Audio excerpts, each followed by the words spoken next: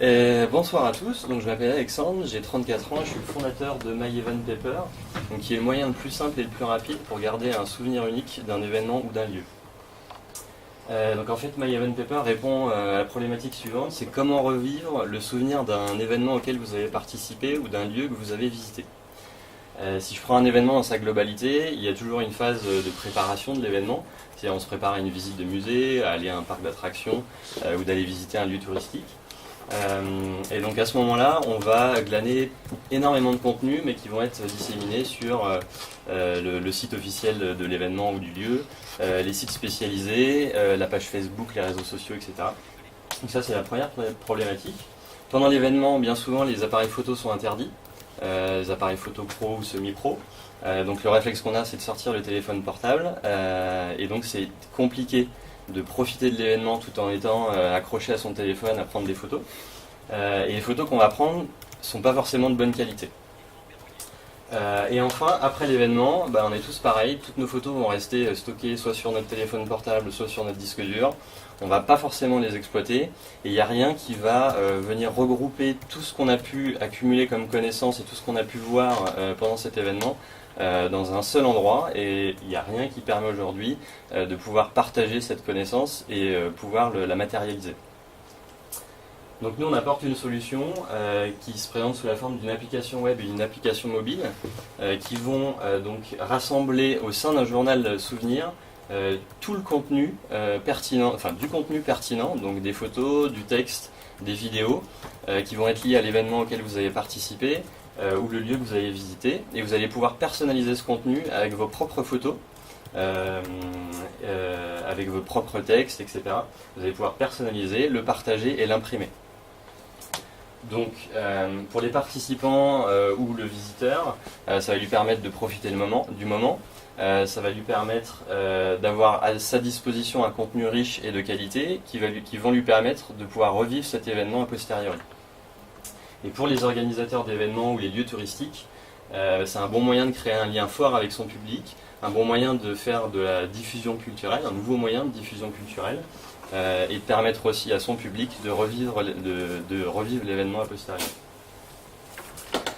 Donc aujourd'hui, alors j'ai mis notre produit, c'est qu'une partie du produit, parce que c'est l'application web qui va permettre de créer ce journal. Donc ça va être très simple, le process est très simple, en trois étapes. Première étape, c'est qu'on va sélectionner un lieu ou un événement auquel on a participé et qui est disponible sur notre site. Donc là, j'avais fait un prototype pour le musée Barbie, l'exposition Barbie au musée des Arts Déco à Paris. On a aussi Disneyland, le musée Grévin. Vous allez sélectionner cet événement. Ensuite, vous allez récupérer et pouvoir visualiser tout le contenu que nous on a généré pour vous. Donc ça va se présenter sous la forme d'articles, de reportages, de photos ou de vidéos. Et ensuite, vous allez le personnaliser avec des informations très simples, une photo de couverture qui va représenter votre événement, un titre, une date, une description et toutes les photos que vous avez pu prendre pendant votre visite ou pendant que vous avez assisté au concert de votre idole. Et ensuite, dernière étape, nous on génère le journal, donc vous pouvez le visualiser en ligne, vous pouvez donc le consulter, c'est très ergonomique, et vous pouvez donc le partager sur les réseaux sociaux ou par email et ensuite le commander en version imprimée. Donc le marché qu'on vise, c'est le marché de l'événementiel et du tourisme. Il faut savoir qu'en 2014, donc, il y a eu 200 millions de billets vendus.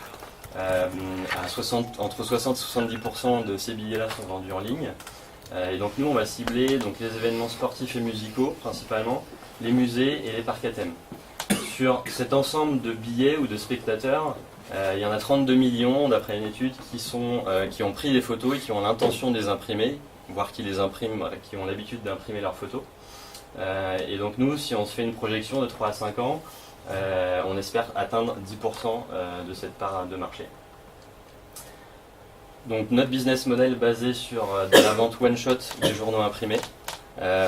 Donc c'est à partir du moment où vous commandez votre journal que vous avez personnalisé, que vous allez recevoir chez vous. Nous on va tirer des revenus dessus. On a estimé environ que le prix du journal était aux alentours de 10 euros, c'est ce que les gens étaient prêts à mettre à la suite de la visite du musée du Louvre ou des châteaux de la Loire. Et donc on attendrait des revenus à peu près de 32 millions d'euros.